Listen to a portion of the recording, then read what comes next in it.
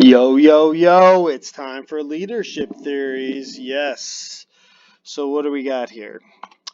We got three different leadership theories. We're going to start with autocratic.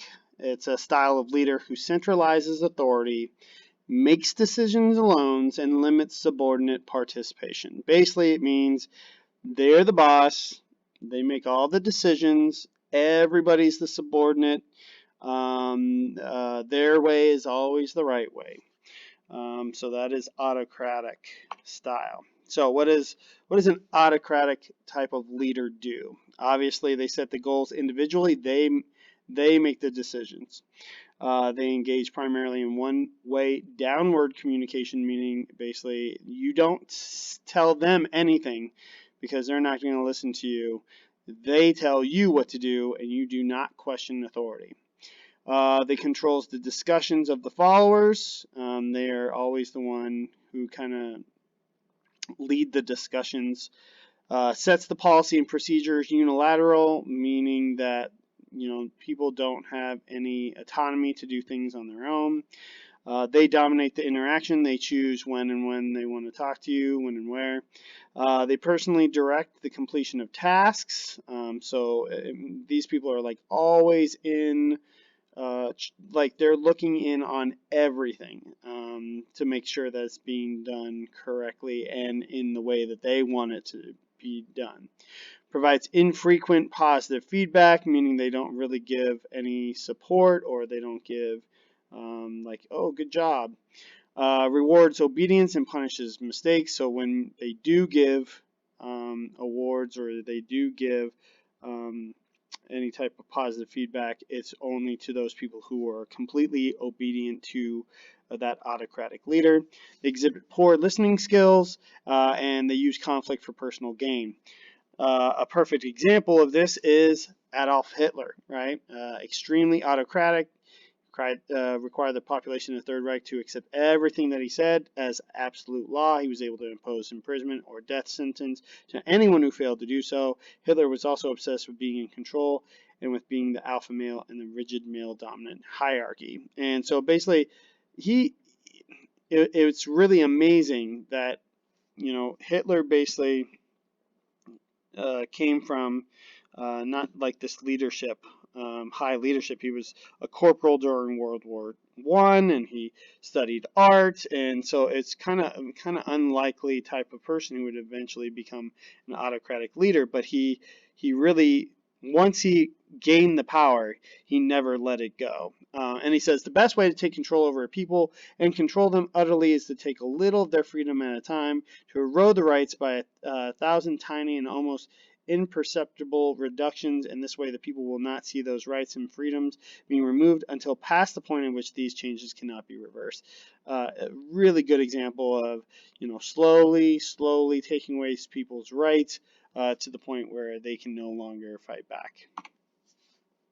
Next leadership style is democratic, and this is probably something that you would see more so in a democratic or republic. So style of leader who involves subordinates in decisions, delegates authority to others, and uses feedback to coach and train. In regards to democratic, it involves followers in setting goals. So followers or subordinates help set those goals. Engages in two-way open communication, like an open door policy. Facilitates discussions with followers. So again, you want to have open communication with people or subordinates so that you can, build off their ideas. The leader may not always have the best idea. Sometimes other people have a better idea, and you can use that as well. Solicits input regarding determination of policy and procedures.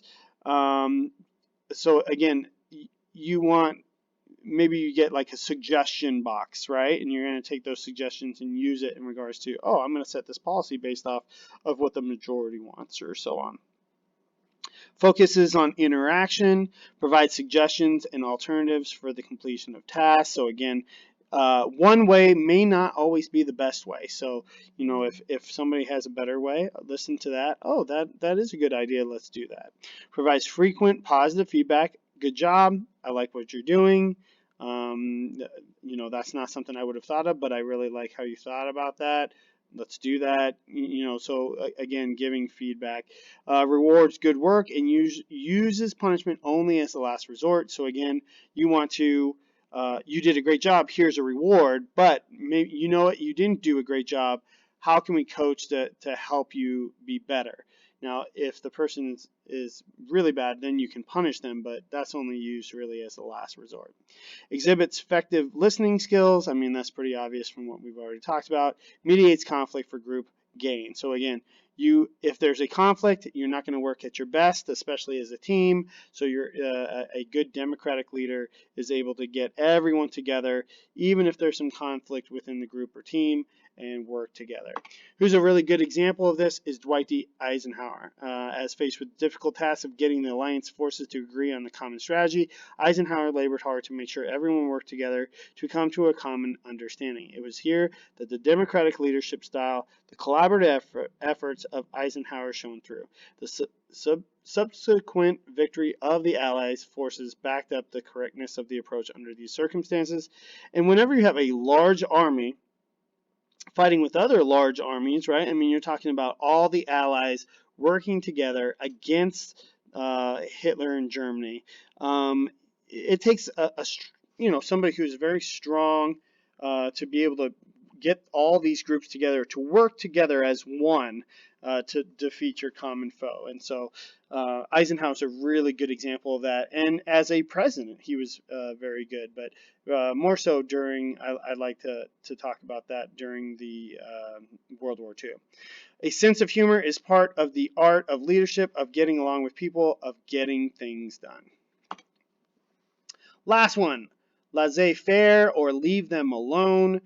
This is a style of leader who gives subordinates complete freedom to make decisions and decide on work methods. Basically, the leader is completely hands off. Here, do this. I don't care how you do it, just do it. And basically leave me alone. Probably not the best of the leadership styles, even probably worse than autocratic. Allows followers free rein to set their own goals. In some ways, people sometimes need a little direction. Engages in non-committal, superficial communication, meaning they're not really, they might be like, oh, the weather's nice, whatever, but yeah, well, I'm here to ask you a question, sir. This is what figure it out on your own. I mean, a leader is meant to help guide you, right? Voice discussions with followers to set policy and procedures. This type of leader, laissez-faire, is like, well, you need to do it. You figure it out. Okay, I don't want to be involved, right? Avoids interaction, provides suggestions as alternatives for the completion of tasks, only when asked to do so by the followers. So you basically have to get them in a corner for them to finally give you an answer on something. And that's not something you want from a leader. You don't want somebody where you got to try and force an answer out of them. So again, these people only will engage when absolutely have to. In many cases, when they do, it's not good. Provides infrequent feedback of any kind, good or bad, right? These people just don't want to do either. Avoids offering rewards or punishments, may exhibit either poor or effective listening skills, and again, they're not really listening to you at all.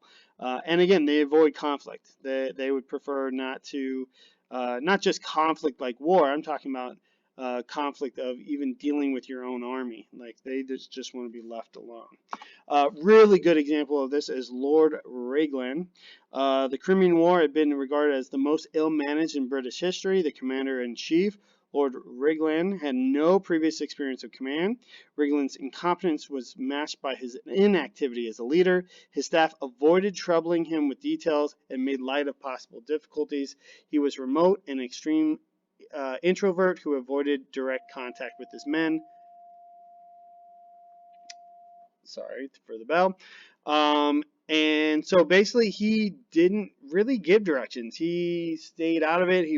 Stayed in his office. He really didn't communicate with anybody.